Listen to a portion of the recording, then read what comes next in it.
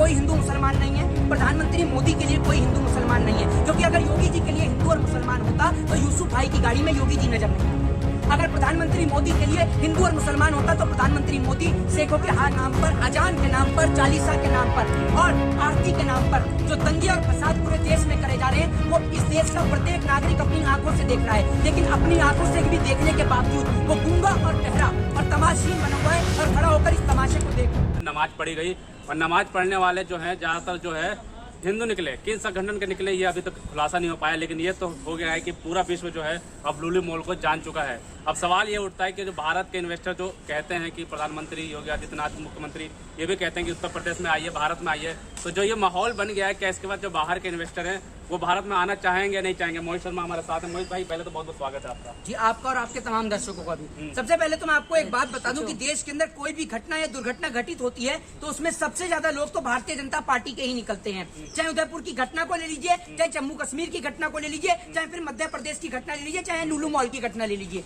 कहीं से भी कोई भी देश के अंदर आपत्तिजनक कोई भी वीडियो आती है या आपत्तिजनक कोई भी घटना घटती है, ज्यादातर लोग भारतीय जनता पार्टी से ही क्यों निकलते हैं, सबसे बड़ा सवाल। दूसरी बात ये कि पहली बात तो ये कि मोदी जी पूरे देश का, पूरे विश्व का चक्कर लगाया है, लेकिन कोई भी इन्वेस्टर इंडिया में नहीं आया है। और कोई भी इन्वेस्टर अगर इंडिया में आता है तो आप उसको हिंदू और मुसलमान से जोड़ देते हैं कि ये हिंदू है, ये मुसलमान है, ये सिख है, ये ईसाई है, तो इन्वेस्टर आएगा तो आएगा कैसे? दूसरी सबसे बड़ी बात ये कि अब तक लुलु मॉल को सिर्फ और सिर्फ लखनऊ में ही जाना जा रहा था, लेकिन अब आपने इसको पूरे विश्व में फेमस करा दिया है। इसमें नमाज पढ़वाकर या पढ़कर कुछ भी कह सकते हैं। अभी कार्रवाई जब होगी इनके ऊपर तब पता चलेगा। बहुत सारे पुलिस अधिकारियों को भी जो है वो निलंबित कर दिया है।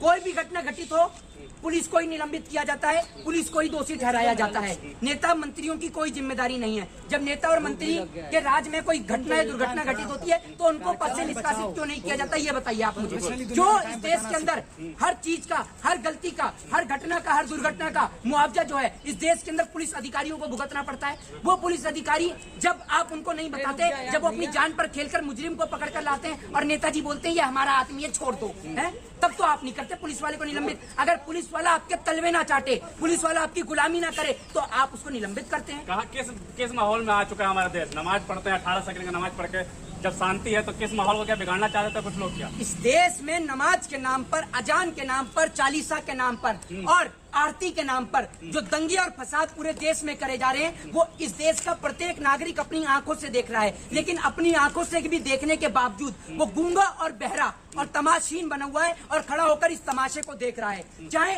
मुंबई के अंदर रहने वाले राज ठाकरे हों, चाहे मुंबई के अंदर की वो सांसद महोदय हों, जो आज हनुमान चालीसा नहीं पढ़ रही है क्योंकि बीजेपी की सरकार आ गई है। कल तक बीजेपी की सरकार नहीं थी तो इनका हिंदुत्व जाग रहा था और हनुमान चालीसा पढ़ने के लिए सड़क पर लेट रहे थे। आज नहीं पढ़ेंगे हनुमान चालीसा तो इन्होंने आरती को, चालीसा को, मंदिर को, मस्जिद को, कुरान को और अजान को दंगे और फसाद कराने का एक जरिया बना लिया है कि देश अगर अमन से, शांति से और चैन से अगर लोग जी रहे हो तो उनको जीने न दिया जाए। उनका ध्यान इस देश की बढ़ती महंगाई, बेरोजगारी से ध्यान हटाकर उनका ध्यान हिंदू और मुसलमान के नाम पर उलझा दिया जाए। इस देश के नौजवान को पढ़ाई लिखाई से हटाकर दंगे और फसाद में, हिंदू और मुसलमान में इस कदर उलझा दिया जाए कि वो रोटी मांगे ही ना, क्योंकि अगर वो रोटी मांगे तो आप उसको देशद्रोही बता दो। देश का नौजवान अगर रोजगार मांगे तो आप उसको आतंकवादी बता दो। देश का किसान अगर अपनी फसल का सही दाम मांगे तो आप उसको टेररिस्ट बता दो। अगर आप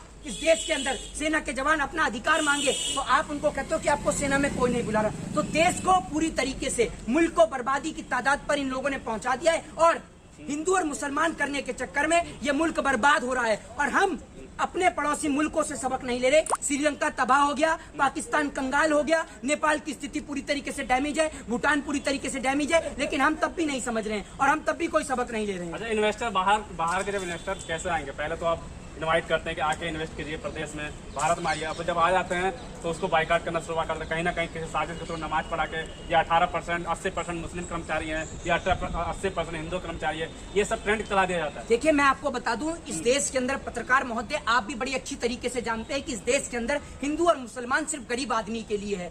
योगी जी के लिए कोई हिंदू मुसलमान नहीं है, प्रधानमंत्री मोदी के लिए कोई हिंदू मुसलमान नहीं है, क्योंकि अगर योगी जी के लिए हिंदू और मुसलमान होता तो यूसुफ भाई की गाड़ी में योगी जी नजर नहीं आते। थे। अगर प्रधानमंत्री मोदी के लिए हिंदू और मुसलमान होता तो प्रधानमंत्री मोदी सिखों के हाथ चूमते हुए नजर नहीं आते। तो ये रिश्ता क्या कहलाता है, ये प्रधानमंत्री जवाब दें और गृह मंत्री जवाब दें, योगी आदित्यनाथ जी जवाब दें। देश के लोगों से निवेदन है कि इस देश के अंदर हिंदू मुसलमान पर नहीं, शिक्षा और बेरोजगारी पर ध्यान दें। जय हिंद, जय भारत, वंदे मातरम। लास्ट में यह है कि हिंदू मुसलमान में उलझा के आटे पे जीएसटी लगा दी। जी, आटे पर जीएसटी लगाने का काम, रोटी पर जीएसटी लगाने का काम अंग्रेजों ने नहीं किया। जो काम मुगलों ने नहीं कर दिखाया वो काम देश के प्रधानमंत्री ने 8 साल में करके दिखाया। ये हिटलर से भी बड़े तानाशाह हैं, जिसने रोटी के ऊपर टैक्स लगा दिया, जिसने आटे, बाजरा, गेहूं, चीनी और गुड़ के ऊपर टैक्स लगा दिया, जिसने बेड के अस्पताल के बेड के ऊपर टैक्स लगा दिया, जिसने पेंसिल और कलम के ऊपर टैक्स लगा दिया। क्योंकि इस देश के अंदर ये लोग चाहते हैं कि लोग ना तो रोटी खाएं और ना कलम को हाथ में उठाएं, वो भूखे पेट मर जाएं, और अगर पढ़ने का अधिकार रहे तो वो सिर्फ चुनिंदा लोगों के हाथ में रह जाए। जय हिंद, जय भारत, वंदे मातरम। जी बिल्कुल, साफ तौर पे मोहित भाई ने साफ तौर पे एक बात कही कि हिंदू मुस्लिम में कहीं ना कहीं उलझा के लोगों को आपको पढ़ने का अधिकार, आपको खाने का अधिकार छीना जा रहा है। अगर अभी भी वक्त है, अगर अभी भी आप नहीं संभलते, जागते नहीं, उठते नहीं है, तो अभी तो आटे पे